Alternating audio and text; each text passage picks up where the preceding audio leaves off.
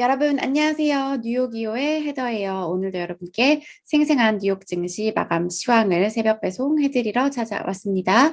네, 여러분, 오늘은 뭐 큰 소식이 없이 좀 조용한 그런 하루를 뉴욕 증시가 보냈다고 할 수 있겠고요. 3대 지수는 이제 고점 부담에 따른 좀 차익 시험 매물들이 나오면서 혼조세로 마감을 하는 모습이었습니다. 숫자 먼저 살펴보시면요.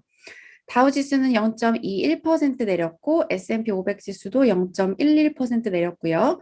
나스닥 지수만 0.13% 상승하는 모습을 나타냈는데요. 이제 이날 경제 지표들이 조금 엇갈리게 나오기는 했지만 증시는 혼조세를 보이는 그런 모습이었고 이제 눈에 띄는 거는 나스닥 지수가 상승한 거를 확인할 수가 있죠. 최근에 기술주들 다시 좀 좋은 모습을 나타내고 있는데요. 그래서 배런스지가 이제 기술주에 많이 투자한 분들에게는 아주 반가운 소식인데 기술주의 랠리가 이제 시작일 수 있다. 이런 또 분석을 해서 제가 가지고 와봤습니다. 배런스지 기사 통해서 함께 살펴보실게요. 네, 제목부터 보시면 나스닥이 신고가를 경신했다. The rally might just be getting started.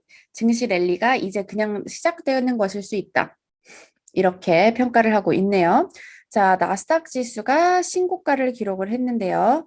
이제 아마존, 마이크로소프트, 페이스북과 같은 기술주들이 다시 강세를 나타내고 있기 때문이라고 합니다. 베런스지는 이렇게 말을 해요. Don't be surprised if the gains continue. 이런 상승세가 계속된다고 해도 놀라지 말아라. 2021년 동안 after going nowhere for much, 그러니까 2021년 동안 계속 좀 지지부진한 모습을 나타냈던 기술주들이 다시 우호적인 모습을 보이고 있다. 지난 한 달간을 살펴보면 페이스북, 애플, 넷플릭스, 마이크로소프트, 아마존, 알파벳 요 종목들을 여기 보시면 판맥 그룹이라고 부르네요. 평균적으로 4.5%의 상승률을 나타냈다고 합니다. 같은 기간 S&P 500 지수가 1.4% 오른 것보다 이제 뭐 거의 4배 가까이 3배에서 4배 높은 수준을 나타낸 거죠. 나스닥 이 기간 상승률 4.4%보다도 소폭 높은 수준이고요. 이게 이제 이런 이 그룹의 상승의 시작일 수 있다고 하는데요. 어떤 이유를 대고 있냐면 지금 now it looks relatively inexpensive. 상대적으로 저렴해 보인다. 그리고 이제 평균 PER 같은 경우를 보면은 이 그룹은 지금 29.9배라고 하는데요. 이제 바클레이즈 자료에 따르면 이런 29.9배 같은 경우는 2019년 12월에 이제 28배보다 소폭 높은 거지만 지난해 중반 40배보다는 지금 훨씬 낮은 그런 숫자를 나타내고 있습니다. 여기 보시면 이러한 합리적인 밸류에이션은 이제 요 기업들의 순이익이 계속해서 상승하는 한 이런 주가도 계속 오를 수 있다는 것을 뜻한다. 이렇게 베런스지가 평가를 하고 있는데요. 그리고 순이익도 계속 오를 것으로 예측을 했습니다.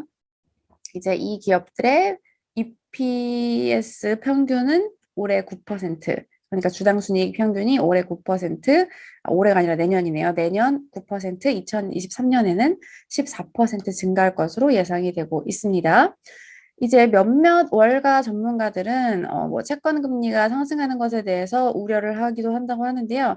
채권 금리 상승이 이제 이런 기술주 밸류에이션에 추가적인 압력을 주는 것이 아니냐. 하지만 이거에 대해서도 베런스지가 이제 판맥 이 기업들의 밸류에이션 같은 경우에는 이미 투자자들의 조심스러움을 반영하고 있다. 이렇게 말을 했고요. 여기 보시면 뭐 홈리치베르그의 스테파니 랭 이 CIO 같은 경우에는 a lot of these growth names 이런 많은 성장주들은 이미 밸류에이션이 지금 완만해진 상태다. 이렇게 말을 하고 베런스지가 all that suggests more gains may lie ahead for big tech and the Nasdaq. 이 모든 것들은 이제 기술주와 나스닥이 앞으로 더 크게 상승할 수 있다는 것을 의미할 수 있다. 이렇게 평가를 했습니다. 네, 오늘 이제 이 밖의 소식 같은 경우에는 여러 가지 경제 지표들을 들 수가 있겠는데요. 5월 미국의 신규 주택 판매가 전월 대비 5.9% 내렸고요. 예상보다 좀 부진했습니다. 미국의 6월 마켓 제조업 PMI 같은 경우에는 역대 최고를 기록했고 서비스 PMI는 좀 둔화한 모습을 보였고요. 그리고 6월 서비스업 PMI 예비치는 뭐 2개월 내 최저 수준을 기록했다고 합니다. 네, 미국의 1분기 경상수지 적자가 1,957억 4천만 달러로 예상보다 소폭 적었다고 하고요. 네, 애틀랜타 연은 총재가 2022년 말 첫 금리 인상을 지지한다. 이런 발언을 했습니다. 자, 이제 최근 지표와 예상을 웃돈 이런 지표들이 나온 것을 고려했을 때 첫 금리 인상 시기를 2022년 말로 당겼다. 이렇게 말을 했다고 하고요. 계속 연준 위원들의 이제 발언에 관심이 집중이 되고 있죠. 자, 제닛 옐런 미국 재무장관 같은 경우에도 오늘 무슨 발언을 했는데요. 부채 한도를 서둘러 상향하거나 유예해야 된다. 이렇게 말을 하면서 이런 조치가 없다면 미국 정부가 디폴트를 맞을 수 있다. 그리고 이는 미국 경제에 재앙적인 결과를 초래할 것이다. 이렇게 말하는데 뭐 기한이 다 될 때마다 이런 얘기가 계속 나온다고 합니다. 자, 비즈니스 인사이더 같은 경우에는 가상화폐 채굴에 대한 중국 정부 단속으로 인해서 지금 가상화폐 채굴에 지각 변동이 나타나고 있다. 그래서 가상화폐 가격이 추가로 하락할 수 있다. 이렇게 말을 했고요. 이제 비트코인 같은 경우에는 다시 33,000달러대로 반등을 했고 이제 국제유가가 상승하면서 에너지 관련주들 모두 랠리를 나타냈습니다. 옥시덴탈 3%, 대본에너지 2%.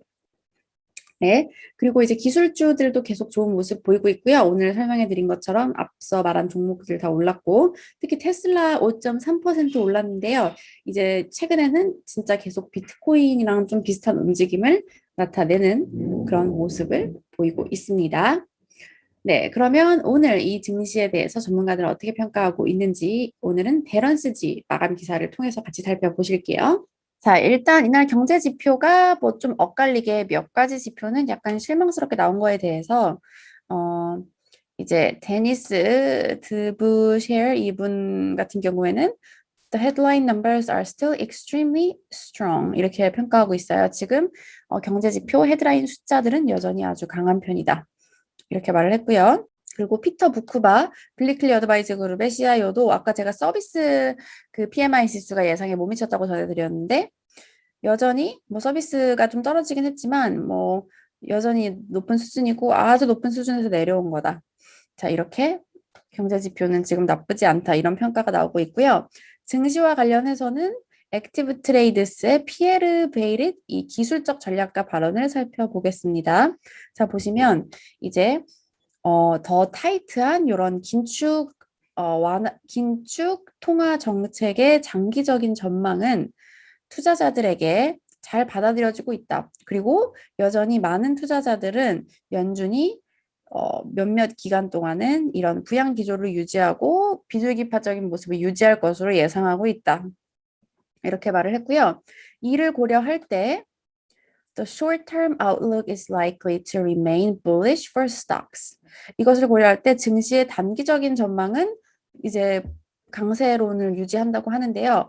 자, 적어도 이제 앞으로 몇 주나 몇 주 동안 특히 위험 자산에서 안전 자산으로의 이런 변화가 오기 전까지는 적어도 몇 주 아니면 몇 달 이런 기간 동안 단기적인 증시 전망은 좋다. 이렇게 평가를 했습니다. 네, 댓글 이벤트 당첨자를 발표해 드리겠습니다. 네, 어제 또 댓글에 저의 방송이 많은 도움이 된다고 정성스러운 댓글을 남겨주신 두 분, 조아영님, 그리고 슬기로운 부부생활, 이렇게 두 분께 저희가 커피 쿠폰을 보내드리도록 하겠고요. 항상 시청해주셔서 정말 감사하고 또 이런 좋은 댓글들 남겨주셔서 감사하다는 인사를 꼭 드리고 싶습니다. 네, 오늘 증시 소식 여기까지 전해드렸고요. 저는 내일 다시 찾아오도록 할게요, 여러분. 내일 만나요.